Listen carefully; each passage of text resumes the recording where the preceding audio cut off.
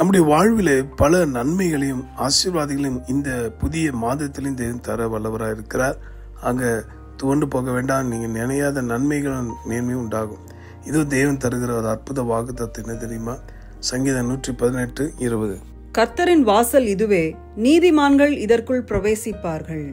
அன்பானவர்களே, ஆசீர்வாதம் என்கிற வாசல் இதுவே, நன்மை என்கிற வாசல் இதுவே, விடுதலை என்கிற வாசல் இதுவே. நீதிமான்கள் அதற்குள் பிரவேசிப்பார்கள். இயேசுவின் ரத்தத்தால் கழுவப்பட்டு அவருடைய வேத வசனங்களை சந்தேகப்படாமல் ஏற்றுக்கொண்டு அதன்படி நடக்கிற வாழ அர்ப்பணிக்கிற நீதிமான்களே, உங்கள் ஒவ்வொருவரையும் பார்த்து ஆண்டவர் சொல்றார், கர்த்தரின் வாசல் இதுவே. இன்னிலிருந்து உங்கள் வாழ்க்கையில துக்கத்துக்கு பதிலாக சந்தோஷத்துல பிரவேசிப்பீங்க, துயரத்துக்கு பதிலாக ஆறுதலில் பிரவேசிப்பீங்க, இருளுக்கு பதிலாக வெளிச்சத்தில் பிரவேசிப்பீங்க. இப்படிப்பட்ட ஒரு விடுதலை, ஒரு புதிய என்ட்ரன்ஸ், ஒரு புதிய ஓப்பனிங்க இயேசுப்பா உங்களுக்கு தந்து உங்களை மகிழ்ச்சியாக போகிற இந்த புதிய மாதத்திலும் கூட இந்த மாதம் முழுக்க மற்றும் இந்த நிமிஷத்திலிருந்து அந்த நன்மைகளை பெற்றிட தேவனை நோக்கி நாம் நம்பிக்கையோடு ஜெபிப்போமா?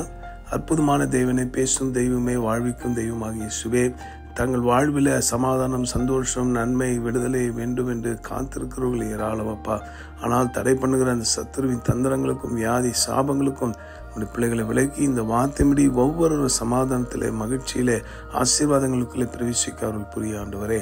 இந்த பொல்லாத உலகத்திலே வெளிச்சமாய் இவர்கள் இருக்க அவர்கள் புரியும். காத்துக்கொள்ளும். இயேசு மூலமாக ஜெபிக்கிறோம் நல்ல பிதாவே, ஆமென். உங்களுக்காக திறப்பில் நின்று ஜெபிக்கிற உங்கள் அன்பு சகோதரர் மணி ஐயர். God bless you.